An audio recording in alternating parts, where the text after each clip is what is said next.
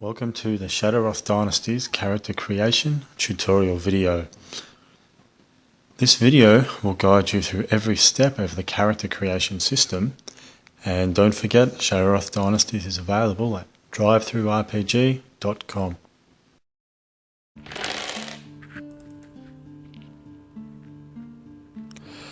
Gathering my dice, I roll 2d6 to determine my character's statistic scores. I write the initial die result for each statistic score in the character sheet without any extra information at this point, because the race I choose for this character can modify certain statistic scores. I also make a note of which scores were comprised of natural doubles, such as 2 times 3, because these natural doubles allow me to make a roll on the special attributes table at a later stage of character generation. My character's initial statistics are okay, with poor accuracy, which shows a lack of practice with missile weapons. Its reasonable strength, intellect and good speed scores suggest a race in whom magic and might is implicit. Consulting the minimum and maximum statistic score race requirements table, I rule out the Twilight as a possible race, as my character's strength is too high. I consider the gnomish race, but I'm interested in the non-corporeal racial trait of the elves that will become available in the future. Checking the statistics required for elves, I see that my character equals the deafness score needed and the appearance score, and is above the minimum intellect required. So I write elf in the race section of the character sheet.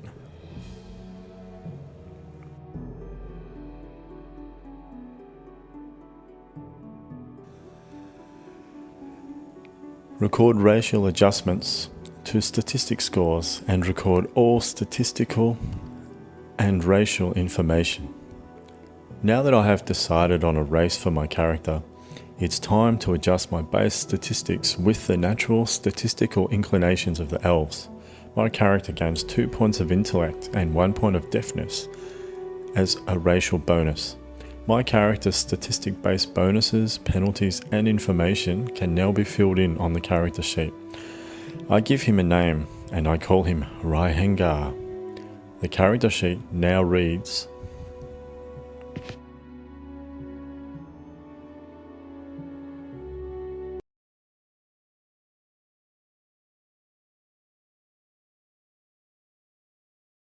the vocational skills available and the amount that can be chosen by beginning characters is defined by their race. Elves get 2 vocational skill choices at the beginning of their careers, so I may choose from the following: light armor, medium armor, stalk, hide, weapon mastery swords, weapon mastery, non-mechanical bows, commune with deity, fletching, and magical arts. I decide that he bent his intellect to the study of magical arts. I enter the vocational skill Magical Arts into my character sheet, recording the current rank Raihengar has in its practice, 1. I see Raihengar as a swashbuckling type and decide that skill with swords fits this persona. I choose Weapon Mastery Swords as my second beginning vocational skill. Every player character race also gains skills most common to their race. Elves may choose between a skill rank in Boya or a skill rank in Wilderness Perception, Forests. I choose Wilderness Perception, Forest as his automatic skill rank.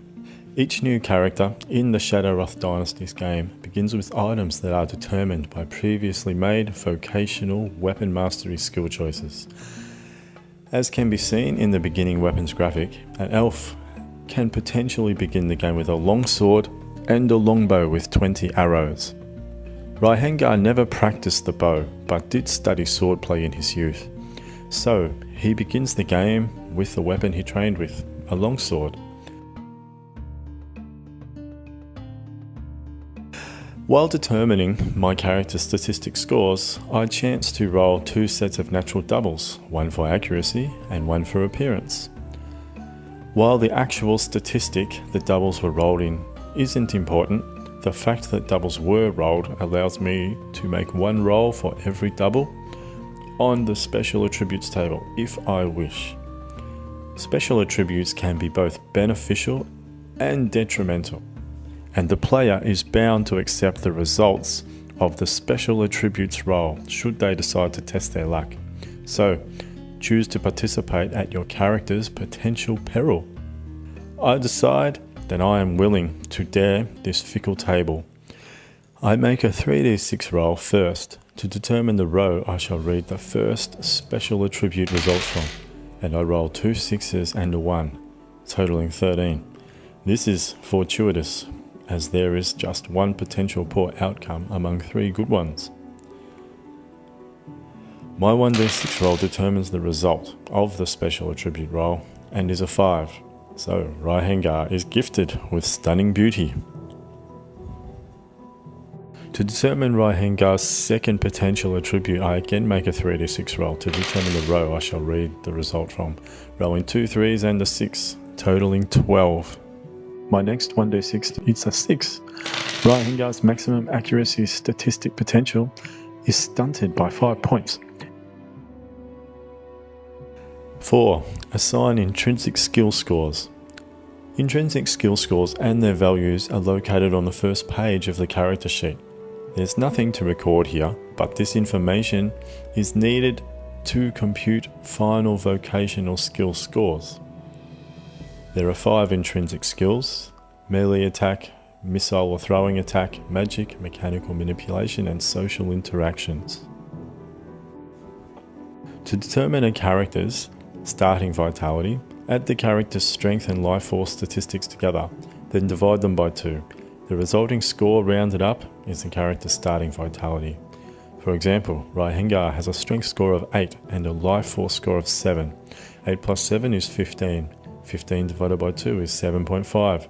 Rounded up, Raihengar begins the game with 8 vitality.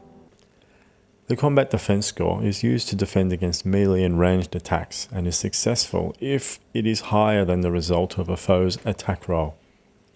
A character's combat defense score is 14 plus their deafness skill modifier. Raihengar has an average deafness score of 8 and accrues no bonuses to deafness based activities. His combat defense score is 14 plus 0, 14. With an average vitality score and combat defense, Raihengar is looking forward to improving his deafness statistic during the course of his adventuring. Determining starting languages. The acquisition of languages at character generation is based on racial choice, with the native intellect of the character determining if any extra language ranks are known.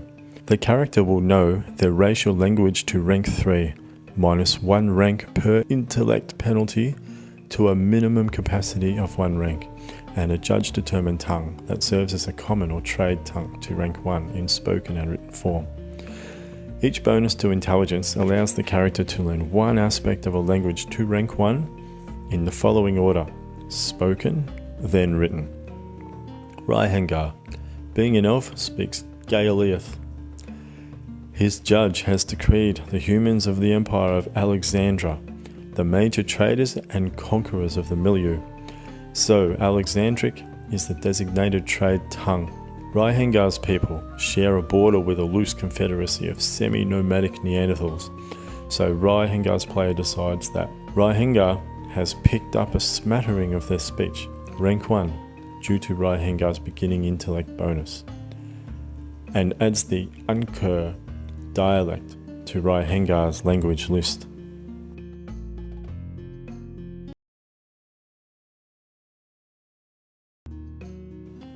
Eight. Purchasing equipment. In the Shadowroth Dynasties game, each character begins with 3d6 times 10 silver pieces, unless they gained the moneyed or rich status from special ability rolls to spend on equipment. I roll another 3d6, a 6, a 3 and a 4 means Raihengar has 130 silver pieces to spend on equipment. Raihengar already has a longsword, courtesy of his childhood affiliation with the blade, but nothing else. The first thing he considers is protection against the inevitable battles he will fight in this brutal world.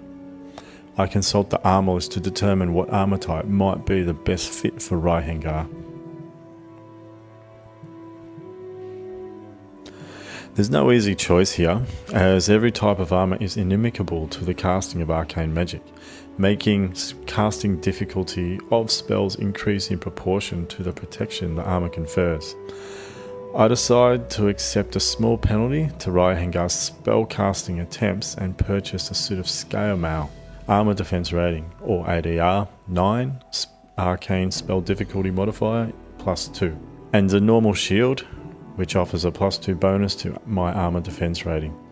I imagine Raihengar will spend some time in the front line of battle, and having an average combat defense will find the protection armor offers more needful than the more difficult rank 1 arcane spells he might struggle to cast at this stage. Perhaps he will rely on his cantrips until further training has been invested in arcane magic. I look over the rest of the equipment lists, wondering how I can best spend the remaining 50 silver Raihengar has. I decide to buy a secondary weapon, as even the most newly forged sword can break in the heat of combat. A dagger worth 7 silver pieces suits me nicely, leaving me 43 more silver to spend on the necessities of the adventuring life.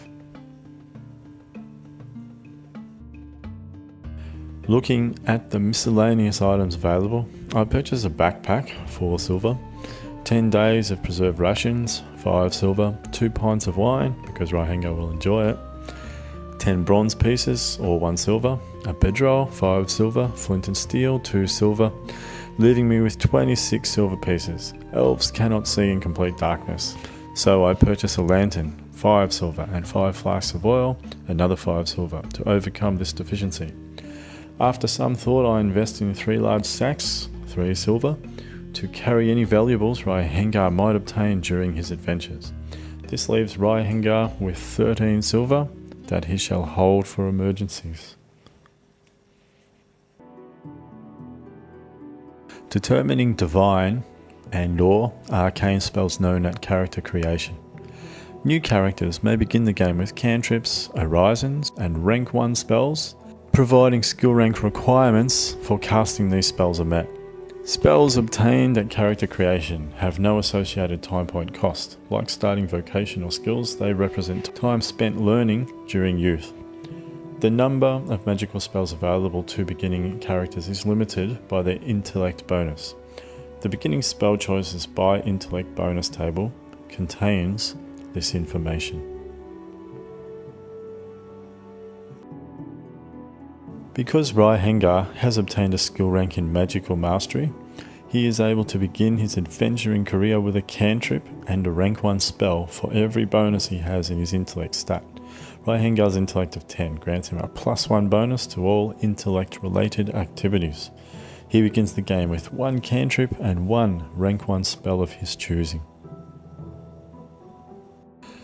Considering that Raihengar's major weakness is his lack of missile weapon prowess, I decide that the cantrip Ethereal Daggers will be useful for attacking from a distance. Off limits is my rank 1 spell choice for him, as this allows some control of the battlefield environment that could be used to Raihengar's advantage. Should he need to flee an encounter, he can set up an off-limits spell to protect his back.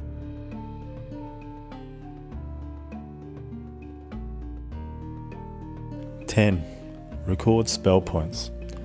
Spell points are the fuel that is burnt when spellcasting occurs, and they have 2 sources.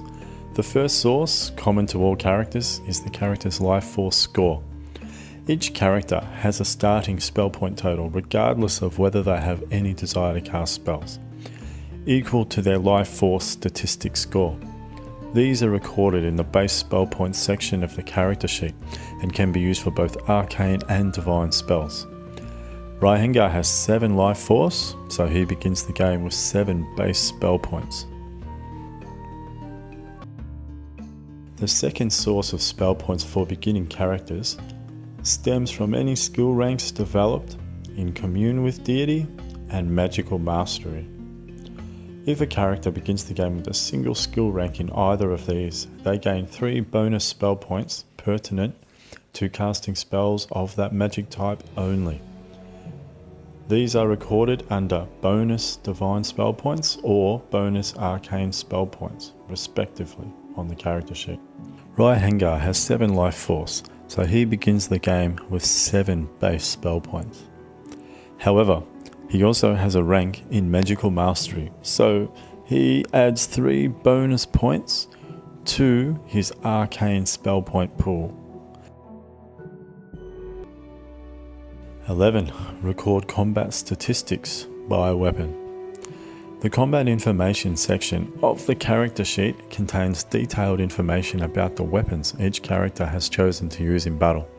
In this section, record the name of each weapon wielded, the attack score while using this weapon, the weapon's damage by tier, and the weapon's breakage points.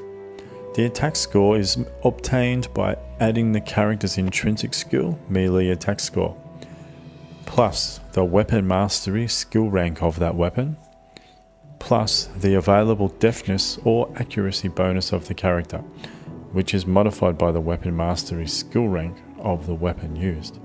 This process is presented in the attack score tallying table.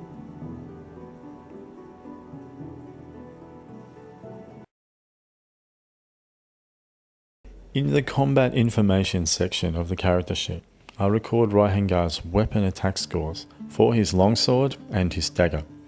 The melee weapon attack information is identical for both weapons. Melee attack for the longsword and dagger is 5. This is calculated from his melee attack intrinsic skill of 4 plus 1 from his weapon mastery skill rank. However, due to Raihengar's poor accuracy statistic, should he choose to throw his dagger at a target, his missile weapon attack score in daggers will be reduced to 4. This is computed by adding his missile attack intrinsic skill score of 4 plus 1 from his weapon mastery rank, then minus 1 due to his accuracy penalty.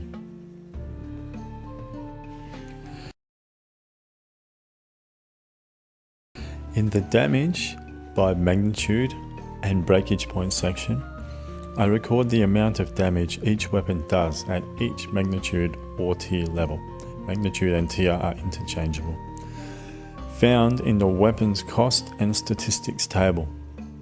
Raihengar's longsword damage by magnitude is 1/3/5/8/11, and his dagger damage by magnitude is 1/2/3/4/5.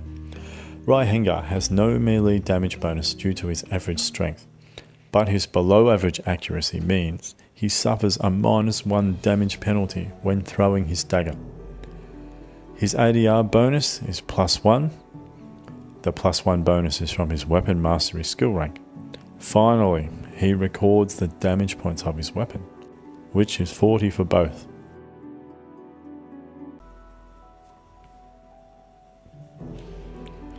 Record vocational skill bonus. Vocational skill scores are recorded in the vocational skills section of the character sheet. They are tallied in the same way as weapon attack scores, except different intrinsic skill scores will be added to the skill rank held in each vocational skill according to the nature of the skill being tallied. For example, the magic intrinsic skill score is added to any magical arts mastery calculations, along with any applicable bonuses from the intellect statistic. And this information can be found in the player's grimoire under the vocational skills listing. Some vocational skills are not modified by intrinsic skill scores, such as the blacksmith and wilderness perception vocational skills. In this case, only the skill ranks and relevant statistic bonuses are added. The process used to determine vocational skill scores is shown in the vocational skill score tallying table. Raihengar has 1 vocational skill rank in Magical Arts Mastery. Magical Arts Mastery is modified by Raihengar's magic intrinsic skill score and by his intellect his intellect score of 10, which governs the Magical Arts Mastery vocational skill. This gives Raihengar a +1 statistic-based bonus to his Magical Arts Mastery score. So his final Magical Arts Mastery skill score is 6, 4 from his magic intrinsic skill score, +1 skill rank in Magical Arts Mastery, +1 from his intellect bonus. I also record this score in the Arcane Casting Skill section of the character sheet. I write in Raihengar's Weapon Mastery, Swords, bonus of 5, calculated in the Combat section. The Wilderness Perception vocational skills have neither a governing statistic or intrinsic skill category, so its skill bonus will always be equal to its rank. I note the Wilderness Perception Forest bonus of 1 and Raihengar's vocational skill bonuses are now complete.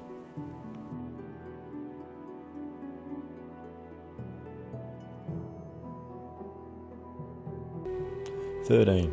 Choose a training trait. The final step in the process of character creation is to choose what training trait the character will use to develop statistics as they mature as adventurers. New training trait choices are made every time knowledge points are spent, and need not always be the same. After knowledge points have been spent, one can change their training trait to something completely different if they desire. There are 5 training traits available, and they are Athletics, Fighting, Melee or Ranged, the Magic training trait, the Social training trait, and the Technology training trait. You can see some information about what each training trait trains in the graphic above. The Athletics trait evenly develops the physical statistics of a character. Strength, deftness, speed, life force, vitality and accuracy are all developed by this trait. This trait also generates wisdom points for athletics specific skills and general skills. The Magic training trait develops a small amount of vitality, moderate deftness and speed, while focusing heavily on intellect, life force and spell point development. This trait also generates wisdom points for magic specific skills and general skills. The Technology training trait. The prime statistics developed here are deftness and intellect. Vitality is also developed, as are speed and life force to a small extent. The Fighting, Melee or Missile training trait. This trait requires a character to choose whether to develop melee skills or missile and thrown skills. Depending on this choice, this trait heavily develops either strength or accuracy, while deftness, speed, life force and vitality are developed, regardless of the style of fighting chosen. This trait also generates wisdom points for fighting specific skills and general skills. The Social training trait focuses on intelligence and charisma, moderately develops appearance and vitality, and offers small gains in speed and life force. This trait also generates wisdom points for social specific skills and general skills. As a player, I think Raihengar has 2 obvious training trait paths to choose from, these being the Magic training trait, which he has some skill at due to his high intellect, and the Fighting training trait, skills in which he is currently average. After weighing up Raihengar's survivability, I decide to select the Fighting, Melee training trait. I would like to see Raihengar's deftness rise, as this will have a positive impact on both his weapon attack scores and his combat defense. In the current training section of the character sheet, I write Fighting, Melee.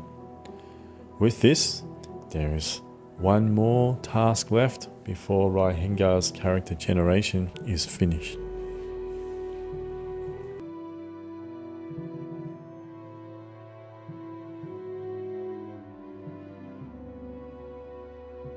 Tally resistance point check modifications. Resistance check modifications are the bonuses or penalties used to negate the effect of inimical situations or attack forms, and are added to any resistance checks the character is required to make. The process used to determine these modifications is given under each resistance check type. Each resistance check has a set of statistics that govern it. The bonuses a character has in these statistics determines their capacity to succeed in the resistance check required. Resistance check modifications are rounded up, where 2 statistics are used to determine resistance check modifications.